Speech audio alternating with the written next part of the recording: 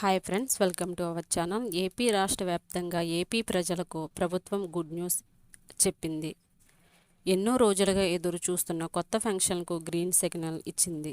ఈ నెలలో కొత్త పెన్షన్లకు సంబంధించి దరఖాస్తులను స్వీకరించనుంది. 5 రకాల పెన్షన్లకు సంబంధించి కొత్తగా దరఖాస్తులను స్వీకరించనుంది. ఈ నెల 12వ తేదీ నుంచి దరఖాస్తుల స్వీకరణ ప్రక్రియ ప్రారంభం కానుంది. తమ దరఖాస్తులతో పాటు 5 రకాల పత్రాలు సమర్పించవలసి ఉంటుంది. ఆధార్ నంబర్తో అనుసంధానించబడిన ఫోన్ నంబర్, రేషన్ కార్డు, ఆదాయం, కుల ధృవీకరణ పత్రం సమర్పించవలసి ఉంటుంది. దరఖాస్తుతో పాటు వీటిని తప్పకుండా జత చేయాలి. ఈ నెల 12 దరఖాస్తు స్వీకరణ ప్రక్రియ ప్రారంభం కావడంతో దరఖాస్తు చేయదలుచుకున్న వారు తప్పనిసరిగా ఈ ధృవీకరణ పత్రాలు ముందుగానే సమకూర్చుకోవాలి. వృద్ధాప్యం, వితంతువు, ఒంటరి మహిళ, దివ్యాంగులకు సంబంధించి కొత్త పెన్షన్లు మంజూరు కానున్నాయి. దివ్యాంగ పెన్షన్ల కోసం దరఖాస్తు చేసుకునేవారు 5 రకాల పత్రాలతో పాటు 60 సంవత్సరాలు దాటిన వంటి ధృవీకరణ దరఖాస్తు చేయించుకోవాల్సి ఉంటుంది. ముఖ్యంగా ఆధార్ కార్డు, పుట్టిన తేదీ, సంవత్సరం తప్పనిసరిగా ఉండాలి.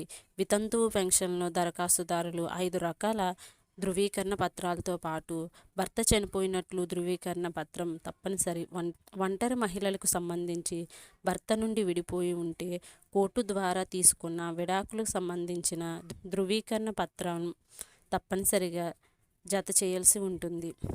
దివ్యాంగ పెన్షన్లకు సంబంధించి 5 రకాల పత్రాలతో పాటు డాక్టర్ ఇచ్చే సదరం సర్టిఫికేట్ తప్పనిసరి.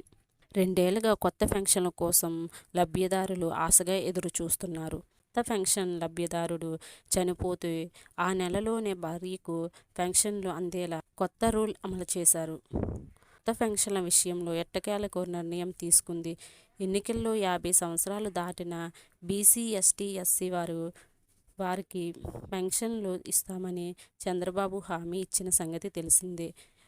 అర్హులైన వృద్ధులు, దివ్యాంగులు, వితంతువులు, ఒంటరి మహిళలు కొత్త పెన్షన్లు మంజూరు చేయాలని చూస్తుంది. కొత్త పెన్షన్ల ద్వారా 50 లక్షల మంది లబ్ధిదారులు పెరిగే అవకాశం ఉందని అంచనా వేశారు. ధృవపత్రాలతో కూడిన దరఖాస్తులు ఈ నెల 12 నుంచి సచివాలయంలో అందించాలని ప్రభుత్వం సూచిస్తుంది. ఇలాంటి అప్డేట్స్ కోసం మన ఛానల్ను ఫాలో అవుతూ ఉండండి.